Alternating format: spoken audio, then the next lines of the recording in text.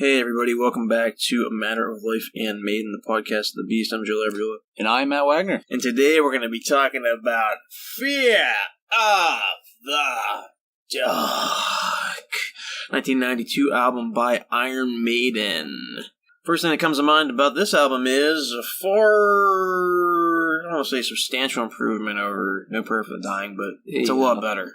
An improvement. It's an improvement. An average improvement. It is not anywhere near as important, symbolic, or heavy, and in terms of a musical standpoint, it doesn't sound anywhere near as good as the stuff from 80 to 88. It is still a very subpar Maiden album, in my opinion. Better than No Prayer for the Dying, but still, it's underwhelming. I think Fear of the Dark is their most overrated album of all time. I think it's too much credit. That being said, it's commercially the best album that they've done in England and Great Britain. So that kind of shows you, to me, that No Prayer for the Dying was not well received, not well liked, and the fans kind of thought as Fear of the Dark as a return to better times, and they thought it was an improvement, and that's why commercially it was pretty successful, I think. Yeah, it definitely was an improvement, like Matt and I said. Not substantial enough to return to the 80s. Nah, not even close. But as we get into the album here, you'll see why it's an improvement. I mean, even in this podcast, you're going to understand there's some songs on here that we actually like a lot. Versus if you guys listen to the No Prayer episode and the review we did for that album, Matt and I were really, really, really trying to chisel, David out of the old marble and be Michelangelo here, because there's very little redeeming qualities on No Prayer for the Dying.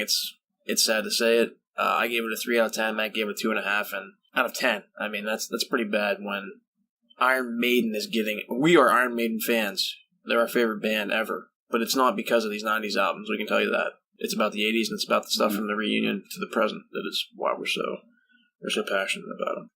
Yeah, I mean, there wasn't any big changes with the band or anything between these two albums, so might as well just dive right in. Be quick or be dead. I mean, right from the gun, this is a far more in your face. It's a much more inspired song. Just right from the get go, you can hear the drums and the guitar. This is different. This isn't No Prayer for the Dying. This is No Prayer for the Dying. This is one of it's in the same vein as No Prayer for the Dying. It's kind of like that. Not exactly. It's not progressive metal like the '80s stuff. It's not Peace of Mind sounding. It's not. But it's more refined. It's more refined. Better version of No Prayer for the Dying. Exactly. It's what No Prayer for the Dying probably should have been if it was inspired. If it was actually had some passion, like we said, some life into it. Yeah. Be Quick or Be Dead. I like Be Quick or Be Dead. Just period. Not just. I don't just like it like a '90s Maiden song. I just don't like it. I just don't think it's good for the album. I actually think it's a good song. I think it's a good song too. It's one of the like you said. I hate to compare it to the '90s stuff, but it's one of the best '90s songs they've ever done. Yeah. It's the best rocker I think of the '90s. It's a good, nice 3.5 minute rocker. It reminds me of Adrian Smith, something he would write. He's not even in the band. Yeah. So they're trying to emulate him, maybe. It kind of reminds me of stuff that he would come up with. So yeah, trying to emulate him a little bit. And it was Bruce and Yannick wrote this one. So yeah, I can hear Jannik's playing in the song. This is kind of where Yannick becomes he's starting to actually contribute a little bit more and actually write some decent stuff. By no means is it fantastic, but it's okay. I mean, I think this is one of those songs where actually Bruce being kind of his raspy sound voice actually works, and that's part of what I said about how the band was actually a more refined version of No Prayer for the Dying. You're actually writing songs to kind of fit how Bruce sounds during the early 90s. I don't know whether that was intentional or just health reasons his voice was bad or whatever happened, but it was just a song that fit Bruce's voice. And I like that first line out of the song, covered in sinners and dripping with making your money from slime and from filth, parading your bellies in ivory towers, investing our lives in your schemes and your powers. That's better than anything off of No Prayer for the Dying. And I like the way he says ivory. He's like, ivory towers. It's great. Yeah, we were complaining about Bruce's voice in No Prayer. Now we're like, it sounds good. I like how it fits the song. Gotta watch them. Be Quick or Be Dead. Snake Eyes in Heaven. Thief in Your Head. Yeah, I think lyrically this is probably better than almost anything off of No Prayer. It is. It's definitely fine-tuned to the point where the lyrics and the stuff match, and the solo is actually pretty good too. It's actually decent. Yeah, like another lyric I love in this song is, the serpent is crawling inside of your ear. He says you must vote for what you want to hear. Don't matter what's wrong as long as you're all right. Pull yourself stupid and rob yourself blind. I mean, that's just like, what a great vision. Like the visualing like of the lyrics gives you in your head is like just awesome. Yeah, I do like the chorus too, where he's like, just be quick. Or be dead. And then the bridge part 2 is great. See what's rolling on. Yeah, like the music is actually... Who's pulling strings? I mean, like, for an Iron Maiden song, we're not normally like, hey, you know, like the music is actually, like, sounds interesting. Like, I like the sound of it. Like, that should be just a given with Iron Maiden, but compared to No Prayer for the Dying, like, you have to point it out. Like, hey, there's actually good transitions. There's good bridges. There's good lyrics. I mean, it's sad to point that out, but that's where we're at. This is one of the better songs on the album. Yeah. And we'll talk about some of the reasons why this album takes a couple hits, too. What about From Here to Eternity? Not a bad place. Hell is from here to eternity. It always kind of remind me of, like, a little bit of, like, Heaven Can Wait. Mm-hmm. Like, I know they're both based on, like, movies. Mm-hmm. And I like the song. I mean, I don't know. I mean, it's not like I don't love the song, but it's all right. It's catchy. It's not as good as Be Quick or Be Dead. No. I like at the end when Bruce says, hell is from here to eternity. Then he tries to, like a Run the Hill scream. He's like, ah. You just can't quite it. It's kind of cool. I like that. And another thing about this album is that I listened to a real live on the live version. The live concert they did of this and the CD they put out a lot. So, like, some of these songs actually kind of have, like, more of a meaning to me than some other stuff. Because back when I was, like, an Iron Maiden fan, like, in my early days of being an Iron Maiden fan, I, like, tried to go out there and just listen to everything by Iron Maiden that I could. Like, I got, Made in Japan, I got Beast Over Hammersmith, all the live stuff. And this was, like, one of the live things that I would listen to. And so some of these songs, like, From Here to Eternity, like, in my head, I actually probably listened to, like, the live version more than I even listened to the studio version. But, like, Bruce's voice was pretty bad, even, like, on that a real live one and real dead one. Like, it was pretty bad. And you can kind of, like, even in the studio version of these songs, like, he can't do, like you said, that kind of Run the Hill scream. He can't do it. Mm-hmm. Whether it's a stylistic choice of him singing or it's the fact that he actually did blow his voice out because of the previous albums in the 80s, who knows, but... I tend to think that he's just physically unable to sing.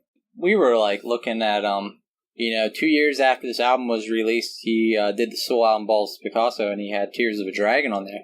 And we were saying Tears of the Dragon was probably Bruce's best vocal performance of his whole entire career. Like, that song was just an amazing song.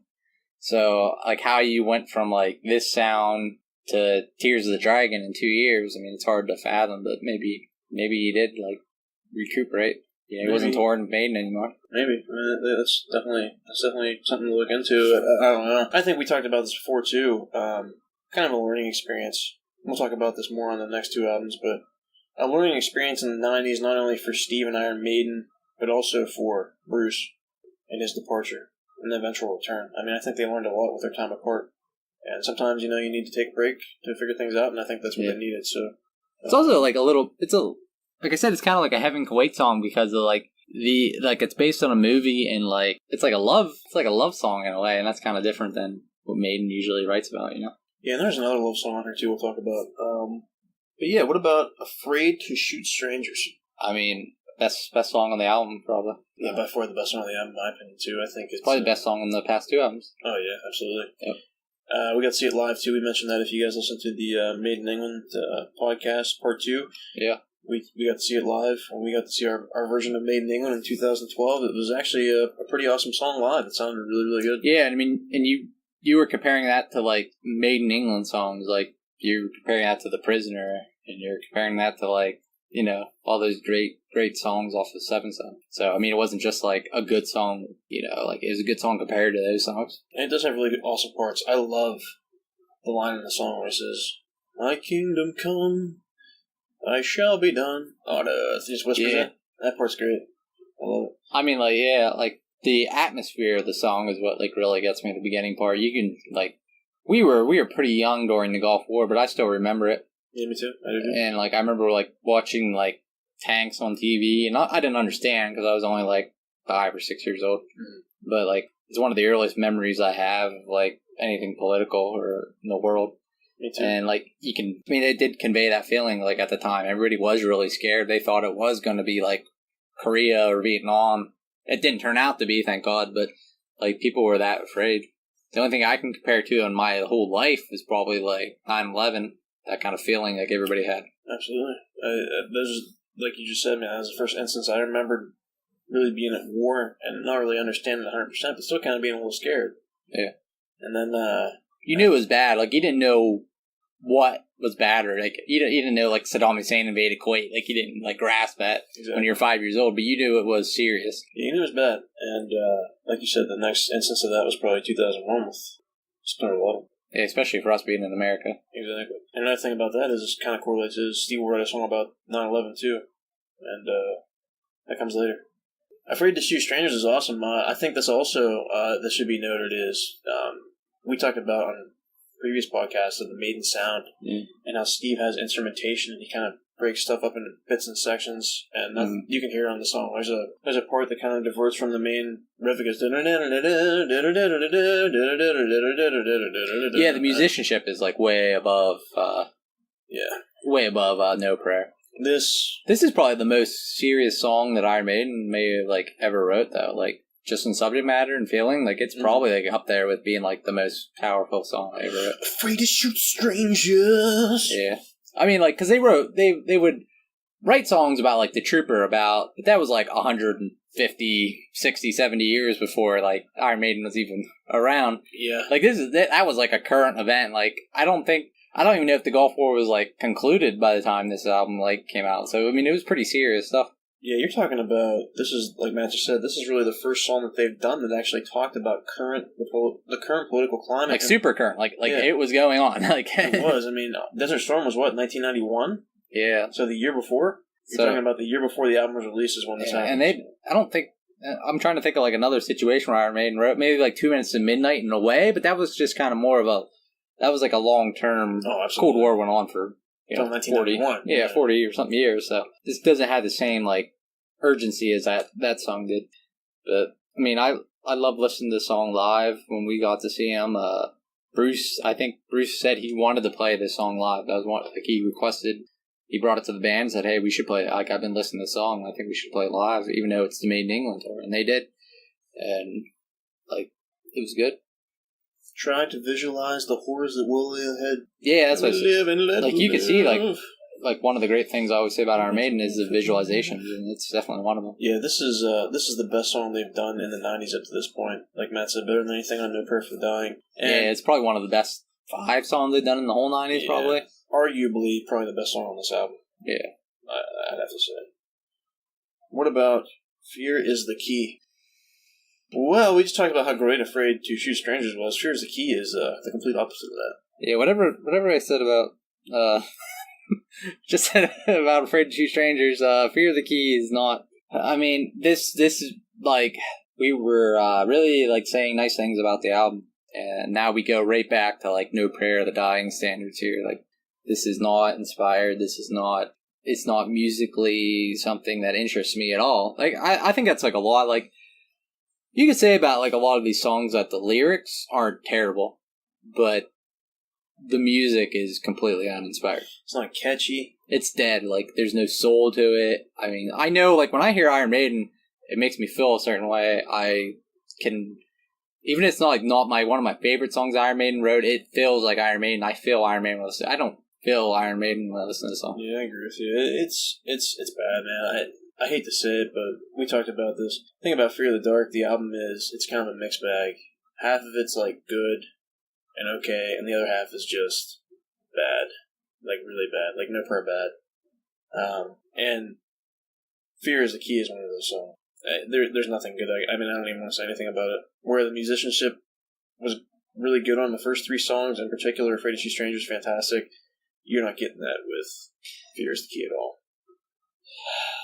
I mean, if you want to say anything else, then go ahead. You were going to say something? I don't know. Like, I'm looking at the lyrics. I'm trying to find something nice to say about it. You can't. I mean, what is the song, like, about? It's about, like, was this a song that was about AIDS and HIV? I think it might have been, yeah, actually. Because you said about a time when we used and abused. Mm-hmm. I'm pretty sure this is the one. Yeah. So, I mean, like, that subject matter is, like, really, really serious and deep, you know, especially in the early 90s. And I know Steve was is a big supporter of the gay community, and like, so I don't want to like make light of that at all, saying the song's bad because of that. That's not at all why the song is bad. It's just a bad musically. It's just a bad song. It's not inspired. Yeah, it deserved this subject matter deserved something more. It did, yeah. It definitely did deserve a better song. Because I know what Iron Maiden's trying to do. They're being more serious. Like we just said, No Prayer They're Dying was like they're joking around about stuff, and it was kind of like a silly, like Holy Smoke was a silly song. It was a silly music video. Like a lot of the albums is kind of silly. Like it's hard to take it seriously. And now they're trying to be serious. They're being darker. Like the music needed to step up. Childhood's End. I mean, awesome book. Anybody out there looking for a good book to read? Childhood's End by Arthur C. Clarke. Amazing. It's a amazing book. One of his best, I think. One of his best. The song actually. I mean, I was talking to Matt about this about a year or two ago. It's kind of grown on me after listening to Fear the Dark. I like it a lot. I think it's, I do like the lyrics a lot. I think it's one of the stronger songs on the album, personally. I think it's definitely better than Fear is the Key. Oh, yeah. Definitely. And honestly, I like it more than From Here to Eternity, too. You know what I really like about this song is Nicker's drumming. I do like it, too. Well, during the chorus. Dun, dun, dun, dun, dun, dun, dun. It sounds like nothing that he's drummed before, and I think it's like this is a song like we just talked about. Fears the Key is uninspired. This does sound musically inspired. Like it does sound like something it sounds interesting. It sounds different. It sounds good to my ear. It does, and I think I don't know. It really hits on the book too. I mean, I like the allusion to the book. Yeah, definitely check out the book because it's like Matt said. It's amazing. Yeah, the book's about like an alien visitor comes to Earth, and like he says, like it's time for humanity in general to end its childhood. This is the end of humanity's childhood. Mm-hmm. We're at war with each other. It's the Cold War. We're fighting over stupid things like resources and oil and water and what else. And this alien brings the world together because they're trying to unite over it and figure it out. And yeah, and to sum it up, my favorite line in the song is when Bruce says, "Starvation and the hunger, the suffering and the pain, the agonies of all of war, when will it come again?" I love that line. Yeah, it's about ending, like I said, it's about ending humanity's childhood. And it's like growing up. Like, we need to grow up and stop fighting over stuff. Yeah, I love it. It's one of my favorite as adults, songs. We don't fight with each other, right? Like, when you're kids, you're stupid, you fight with each other, you get into stupid arguments. As adults, you're better than that. You should be better than that, but, sometimes, you're not. And another thing about the song is it ties into the whole old Maiden vibe. It has that Maiden vibe of working on science fiction. I mean, he did a book about Dune, Tame of Land, Caught Some More Time, had Blade Runner influence. Stranger in a Strange Land wasn't about the book, but the influence and what the book's about is there. The album was inspired by Blade Runner. Yeah, exactly. This fits the mold of Iron Maiden. It sounds like Iron Maiden. I mean, I'm not saying it's a great song. I'm not saying, I listen to it every day, but yeah, it's a good song. Yeah, it's good. Then we kind of go to Wasting Love, which is a little... Ugh. Yeah. Ugh. I mean, I don't really like... I don't like the sound of the song. I don't like how it feels. It's kind of, gross. I don't know how to say it. It makes me cringe. It's really, cringe-worthy. The thing about this song is, like we said, we'd never say that Iron Maiden has sold out, but this song is one of those songs where they come pretty fucking close to it, because this is like a ballad. This is like a 1980s rock ballad by somebody that, Night Ranger would sing. Yeah, that's what I was going to say. Seriously. It's not that there's anything wrong with Night Ranger. They have a style of music that's their own, but this is Maiden trying to be We're Night Iron Maiden. We're not the Night Ranger podcast. They deserve better. We deserve better than this. Long roads, long days, sunrise, the sunset. Dream on, brothers. It's holy shit, is this fucking Iron Maiden? Or is this holy shit, is it fucking John Cougar Mellencamp? Who the hell's singing? Yeah, it's bad. It's one of those that's it's almost just not uninspired. It's inspired the wrong way. It's completely the Now, on the positive side of the coin here, you know, Bruce does sound good in it, like the way he sings. He does have passion in his voice. He does kind of sound like older Bruce. Yeah, he sounds like the old Bruce, and it's not raspy. He's like back to the clean stuff, and it sounds pretty good. And you know, but that being said, the subject matter is just like not Maiden. It's a ballad. Like it is a ballad. It's a rock ballad. It is. Well, yeah, Maiden will do ballads in the future, but they're like, you know, out of the shadows sounding. They're journeyman. They're adult sounding. Yeah, they're ballads. adult thematic ballads based around the stuff that they're great at doing, like history or like a cultural event or something. Yeah, like that. like you can do ballads without sounding like Night Ranger. Yeah, or you know, Rat or somebody. I don't know. Yeah, that's what it reminds me of. Yeah, exactly. Yeah, that's a good point. Never thought of that way, but it's true. What about The Fugitive? I am the fugitive. It's a great movie. One of Harrison Ford thought about it. Yeah, it's a great movie. You guys ever want to go catch the movie? You never seen it before? Go watch it. It's pretty good. The song, on the other hand, not as good. Like I was just singing the chorus there. Like it's one of those No Prayer for the Dying, uninspired. Nothing really positive to say about it besides the movie's good. No energy whatsoever. Moving on, Chains of Misery. I don't want to spend too much time on The Fugitive, you know? Chains of Misery, I mean, like, is that moving on to something better? Chains of Misery is worse than The Fugitive. I trying to... You got your chains of misery. I mean, that's... This is No Prayer for the Dying. Garbage, I keep going back to No Prayer for the Dying as being bad. This is bad. Moving on. The Apparition. Let's just... I'm not doing The Apparition. We'll just move on. I'm not doing it. A word to describe The Apparition. Bad. Yeah, I'm not talking about it. Yeah. Judas Be My Guide. You know what? Like, compared to The Apparition, it's not bad. I'll say that. Like, I like the chorus. The chorus is about the only redeeming quality. Yeah, it's pretty bad otherwise, though. It's like, let's just take a break here, because we're just kind of like skipping all these songs. You were talking earlier about how this album has more songs on it than pretty much any other. Yeah, like it has a lot of songs. These are the most... This album has the most number of songs out of any Iron Maiden studio album. It has 12 songs total. A couple albums that come close have 11. I think that Dance of Death has 11, and The Book of Souls has 11. You had a theory about, like, the perfect Iron Maiden album has, like... There's a formula. We talked about this before. There is a formula that Iron Maiden is really good at doing, and in the 80s, that formula and that number was right around 8 or 9 songs. Yeah. I think 8 was probably the number they should have stuck with. During the reunion, the best number of songs they've ever had on an album that they're consistently good at churning out good stuff is 10.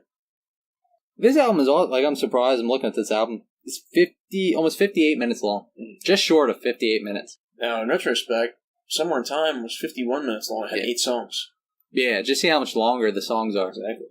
Like, these songs are 3 minutes, 3 minutes, 6 minutes, 5 minutes, 4 minutes, 5 minutes, 4 minutes, 3 minutes, 3 minutes, 5 minutes, and then Fear, the last song was 7 minutes. So, like, No Prayer, I think, was what we were talking about. It's like 43 and a half minutes long. 43 minutes. So, this is like, 14 minutes longer. Is it worth... Do we get 14 minutes of anything extra good out of this? No. It's just 14 minutes of more mediocre. Exactly. And another thing with No Prayer is... Or bad. It was 10 songs. And it was 43 minutes. In retrospect, compared to the 80s, 7 Son of 7 songs, 8 songs at 43 minutes. And it was actually longer by a couple seconds. So you're talking about 2 more songs for what? Like you said, what's the point? If you're not going to churn out good stuff, why even put the other songs on there? I think I compared it to, like, they were just, like, throwing darts at a dartboard, just like, hey, maybe if we have more songs, we'll have more good songs. We'll just hit the bullseye more often, and it was, like, the opposite was true. Like, they just had their normal, like, 3-4 good songs, and all the other ones were bad and terrible. And that's what I talked about earlier when we were making this podcast. There's some things I want to talk about later on the album in terms of, structure and stuff like that. This is one of those things Matt brought up, number of songs. Does the number of songs actually make the album better? If they're quality songs, then yes. Yeah. But if they're not, then, as you can see with this album, it drops the quality of the album significantly. The more songs you write, the quality does not improve. It decreases. Exactly. The more you don't spend as much time on songs that you probably should. These songs are shorter. They don't have the the musicianship, the musical quality is not interesting. The breakdowns aren't interesting. I mean, the solos, we've gone through 2 albums. Have we mentioned a solo? Solos on this are non-existent again. I mean, really, the last song does have some. Yeah, Fear has some decent stuff. Afraid to See Strangers has some decent stuff. Be Quick or Be Dead has a decent. Everything else is bad. I mean, this is Dave Murray. I mean, this is one of the greatest guitarists. And as much as I love Childhood's End, that solo in that is kind of underwhelming. Yeah, it's okay. So he's uninspired. Bruce vocally pretty uninspired. Janik just starting the band. I wouldn't put any like real fault on him because he's like coming into like one of the greatest bands in metal history and trying to fit in. And it's difficult. Yeah, and if you look back, that's a good point you make. Is when Adrian came into the band with Killers and stuff like that, he didn't really do anything either when he first started. It took him to like Peace of Mind a little bit and like really Power Slave. I mean, he had great stuff. He had great solos and stuff on Number of the Beast. Yeah, but that actually like contribute to the band musically. Yeah, it was until, like Matt said, Peace of Mind, Power Slave. So it takes a couple albums. But like we said, thankfully we're looking at this in 2018 and realizing like Iron Maiden is like amazing. Yeah, now. There's light at the end of the tunnel here. Because this is rough. This is rough. What about Weekend Warrior? This is about football hooligans, right? It's about soccer, playing soccer, right? Yeah, again. You really want to talk about this? Again, weak. I mean, it's a weak song. It's bad. There is no redeeming quality out of this song. Yeah, the Janik Gear song? Sorry, Janik, yeah. This is Janik working with Steve trying to... He's writing the guitar parts for Steve, is what I think this is about. This isn't really Janik, what he wants to do. He's like Matt said, he's trying to contribute. He doesn't know exactly. This isn't even what Iron Maiden sounds like. So how's he going to fit in like this? He's trying to make a name for himself and being like, I'm a lead guitar player in Iron Maiden. Let me do something. And we know like enough about Janik like personally to know that he is not like some lazy dude. He is not some guy that isn't inspired, isn't passionate. This guy is very passionate. He's a very nice guy. He's probably one of the nicest guys in the band. Probably the nicest guy if you'd actually meet him in person. Absolutely. I mean, I think there's a line from one of the DVDs where he says, "If you like our music, God bless you, and if you don't like it, God bless you too." Nobody else in the band saying that. Bruce isn't going to walk up to you and say that. Like, Janik is a very, very, like, I don't even know what other word to say. Like, he's a sweet guy. And so, like, people trash his guitar playing, and they and unnecessarily trash him. And Matt and I talked about this earlier today. When we first started listening to Iron Maiden, we weren't a fan of Janik. Yeah, we were kind of like agreeing with other people. At that point in time, the only 2 albums that were out were Brave New World and Dance of Death, and we were like, Janik. But now that we've seen him evolve as a player, and actually, when you first start listening to Maiden, when I first started listening to Maiden, I had no fucking idea who wrote the songs. I was just like, this song's awesome, this sounds awesome. Yeah. And the only thing we were really judging it off of was his live playing. Which, in some instances, in some songs, it's a little sloppy compared to Adrian and Davey. But Matt a couple weeks ago brought up a good point. You're trying to fit in Iron Maiden as the third guitar player, right? And you have to do something different than Davey and Adrian to stand out. Yeah. And in terms of that, he does a phenomenal job on stage. He has his own style, different. Yeah. When people were watching Adrian and Dave when they solo, you're watching Janik when he's soloing, when he's walking around the stage. He has the second most energy on stage besides Bruce, moving around and doing the stuff that he does. So hats off to him for that. But that comes later. I mean, that comes much later. You don't see Davey and Adrian flipping their guitar behind their back or throwing it up over their head. They don't do that stuff. That's Janik. Yeah, I mean, like, because like Adrian's the guy that just stands there and plays. He's very Mr. Technical. Davey does a little more. He has a little more flash to his playing, but not a lot more. He's a guy just smiling. He's always smiling on stage, having a good time. And Janik's the guy over there, like, spinning his guitar around his body and doing kicks and stuff. He's different. Like, he's not just a guy up there just playing, and Adrian looks cool when he's playing, and Dave looks cool when he's playing, and Janik's different, and he looks cool too. Yeah, and Janik brings that theatrical side. He's more like Bruce in that respect. So you have that kind of theatrical guitar player, like Matt said. You have the technical guitar player in Adrian, who really kind of keeps to himself, unless it's like a part where he's, like Ron Agent Marin or something, or yeah, he'll go play with Dave a lot. He goes and plays with Dave because they have that relationship. They've known each other since they were kids. Yeah. So they have a relationship, and then obviously Davey kind of just stays off in his corner there, and he's a little more lighthearted than Adrian, but they're all amazing guitar players and they have their own style. But yep. You'll see that later when we talk about the reunion. Yeah, we'll talk about the reunion, how he fits in more. Yeah. Fear of the Dark, the title track on the album. I mean, live version is awesome. We've heard it a lot. We're probably a little like worn out of it, but if you just like look at it on its own, it is like awesome live. The studio version is pretty lackluster, to say the least, compared to the live version. It's thin sounding. Bruce doesn't sound real great on it. He's kind of like whispering. It's not a good studio version of the song. It's, like I said, it's probably like my third or fourth favorite if you're going to buy studio version on the album. Absolutely. I agree with you on everything you said. It's kind of average song. It's studio an average version. song. It's not the best song on the album. You would think the title track might be one of the greatest songs on the album. No, it's not. It's not like Power Slave either, where Power Slave's overshadowed by like 3 monumental epics. Yeah. This is just not good. It's like over 7 minutes long. It doesn't feel like an epic though.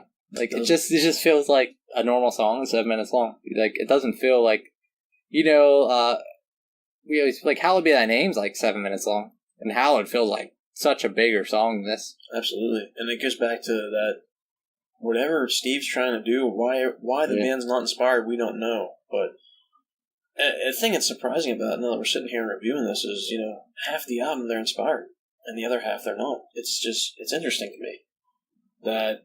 I don't know what happened. Yeah, exactly. I mean, I don't know if they just ran out of ideas, ran out of steam. They don't...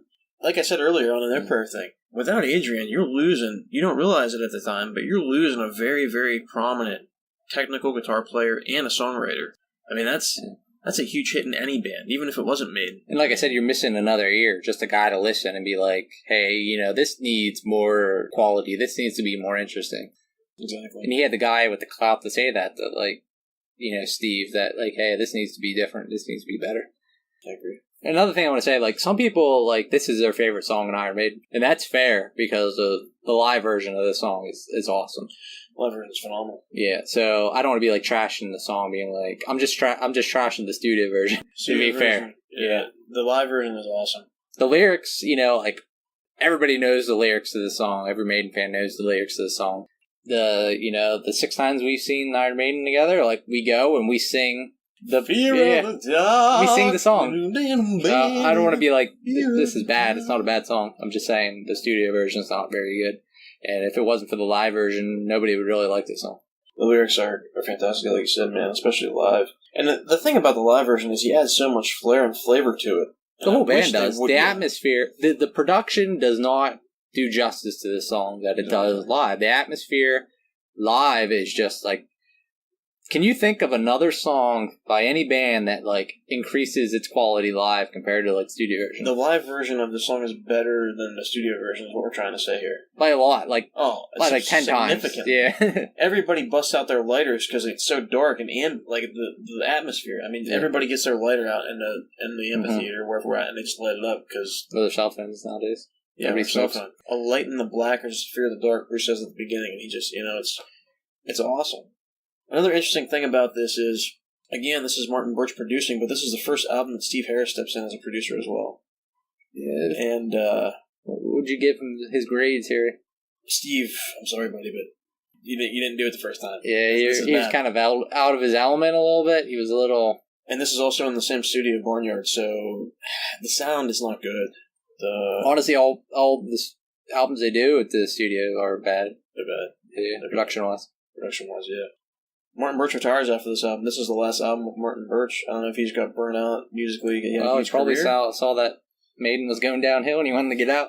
I mean, it's possible when you think about that. But like I said, though, this is the best commercially sounding album Iron Maiden ever did in Great Britain. And part of the reason, let's get into this too, part of the reason remember how we talked about how the album sleeve for No Prayer for the Dying wasn't that great? Derek Riggs did that album sleeve, and he is known for doing all-time great album covers. Album covers for Iron Maiden. I mean, somewhere in time, Power Slave, if you Number of the Beast. If you made a top 10 list of the best metal album covers of all time, like you're right. 7 of them were Derek Riggs. I mean, that's incredible. This is the first album cover that they did not utilize Derek Riggs. Both they had a bunch of submissions for the album cover. Derek submitted one. They used a new guy here. His name is Melvin Grant. You guys listen to him. He actually does some work on their later stuff, too. He did the Final Frontier album cover. He did some live album sleeves for him. He's the second most utilized artist after Derek Riggs. And honestly, the sleeve... I mean, it's right up there with Derek Riggs, you know. The sleeve is a big reason why the album is so recognizable. The sleeve kicks ass. It's Eddie, he's like a beast inside of a tree, and he's reaching out to grab somebody. It's right awesome. Up there with Derek Riggs' 80s stuff. It's absolutely on par with that. I mean, and obviously it was better than what he envisioned for the album sleeve. Derek did. Yeah. Because they chose it over Derek's Riggs. So... Well, Derek was going a little downhill with the... with the No Prayer, yeah, it was bad. It's the worst Derek Riggs cover by far. Not even like close. It's bad. Yeah. It's bad. Melvin Grant, though, hats off to him for this album cover. One of the most recognizable Iron Maiden sleeves. A lot of people wear the Fear of the Dark shirt too. Yeah. When we go to shows, Fear of the Dark is a really big deal because the thing that's great about Fear of the Dark is the live song.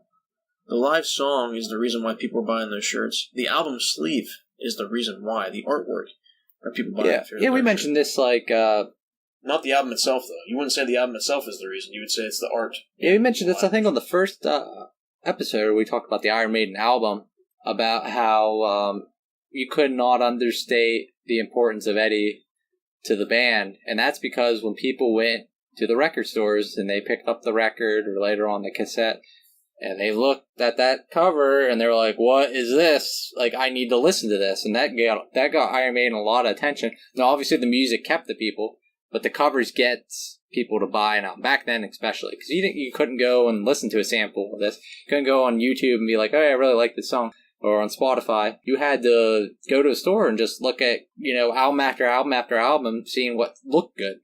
And Iron Maiden looked good from the album cover. Exactly. Fear of the Dark looked good.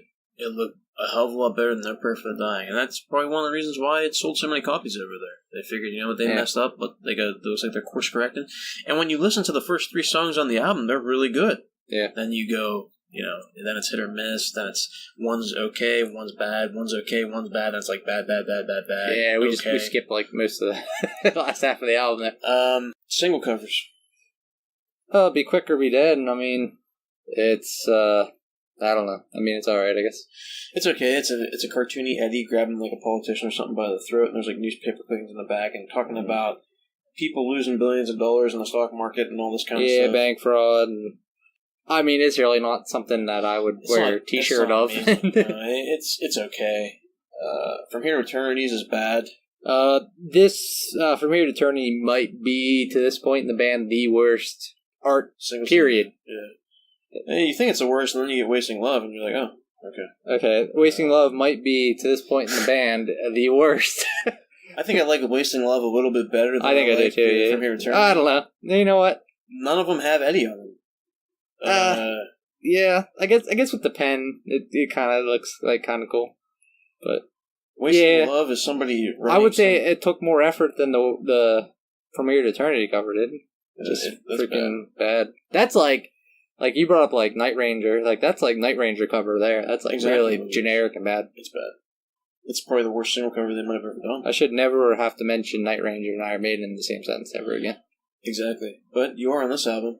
It's Fear of the Dark with their great single covers. Yeah. Be Quick or Be Dead is okay, not that great. The redeeming quality of this artwork on this album is the album cover. That's it. But if you had to give the album a grade on the art. An album grade on the art? Including cover, everything. Cover and everything. Definitely gives it some hits, huh? There with the singles. Because the album cover is so iconic, and if I would see that without knowing any of the songs or seeing any of the single covers, but also in the back of my mind, I'm kind of like conservative now because I know what the other stuff is like. I'm giving it a 6 out of 10. Yeah, I think I'd give it like a 7 out of 10. A little higher. I'm giving it a 6 out of 10. 6 You're more of an art. You are like more of an art guy, so you have probably a better eye than I do for art. I give it a 6 out of 10 compared to. I mean, think about it though. If you compare it to Iron Maiden, yeah. You're talking about Power Slave, Caught Some More Time, 7th Son of a 7th Son. I mean, it's pretty good. It's not on that level. It's not even the level below that. As great as it is, it's still not that great. Production, we said all these albums have horrible production. A little better than No Prayer production. I will say that. Yeah. It's a little better. The drums sound a little better. The guitars are a little heavier, which I like. Bruce sounds a little better on some of the songs. But I'm just saying a little better, like yeah, it's not much better. Yeah, like Steve's bass sounds a little better, so everything's like a little bit better. So I'll say that. Listenability, I'm going to say this about the album. Where No Prayer was like, bad, bad, bad, bad, bad, bad, bad, good, bad, bad, bad, good, yeah, bad, bad, bad. Where you're kind of this looking is kind for of like, good, good, good, bad, good, bad, good, bad, bad, bad, bad, bad, good. It's more like even. It's not like complete, like, utter It's a stuff. little below even, I think. But yeah, like okay. It's closer to the mark. And with that being said, after all the stuff that we talked about here, you can go ahead and give your rating first. I have one in mind. I gave No Prayers first. I gave No Prayer 2.5. I gave it 3. Yeah, let me think. I give Fear of the Dark a 5 out of 10. That's the exact number I picked in my head. A 5 out of 10. The reason being, listenability. If half the songs are bad out of 12 and half are good to okay, the thing that makes this album a 5 out of 10 is the album sleeve and really 4 or 5 songs on the album. I mean, just give a perspective. Before No Prayer, the worst grade I gave an Iron Maiden album was Killers at 7. So you're saying this is pretty significantly worse than, Killers. And if you're thinking about that in terms of No Prayer, then No Prayer is a lot worse. Yeah, like No Prayer is an album that it's just bad. Bad album. It is just bad. So it's funny looking at this and the only praise we can give Fear of the Dark is it's a little better than No Prayer. Another thing about Fear of the Dark, I do want to mention though, one of the strong points is something that's kind of clever. Like Somewhere in Time, where they talked about time in almost every song. In Fear of the Dark, I think the word fear is mentioned in every song, much like time was mentioned in Somewhere in Time. So a little unique tidbit there. If you look at the lyrics, I think fear is mentioned in every song in some lyric at some point. This Fear of the Dark album is also the last album to feature Bruce Dickinson. Sad, It was a sad end to Bruce's original run with the band, To be honest, though, looking back at this, if it was 1992 and I said Bruce was leaving, I'd be sad. Mm-hmm. But I'd say, well, I understand why. This album, mediocre. No Prayer, not good at all. Honestly, it was the best thing that could have happened to him because he went on and he had a few good solo albums on his own, and he developed a lot as a musician, exactly. I think. And the band Iron Maiden, we'll talk about in the next episode, in our opinion, improved without Bruce, which is hard to say. I mean, it's hard to admit that, but they did improve without him. They did improve without Bruce, and they went in a different direction. Now, there's pros and cons of that, which we'll discuss next time. Also, we're going to save this for the next album. I know I mentioned Bruce's divorce in 1987. Well, Steve's going through some stuff now, too. And we'll talk about that on the next album when we talk about the X Factor and the coming of Blaze Bayley to Iron Maiden. Yeah, that's a polarizing topic, Iron Maiden. Polarizing topic, but you know what? We're going to discuss it. We're going to talk about it. We're going to discuss it fairly. We're going to discuss it fairly. I don't want to get into it now, but Fear of the Dark, No Prayer for the Dying, up to this point right now, are the 2 worst Maiden albums ever. Yeah. And arguably, still, ever, to this day.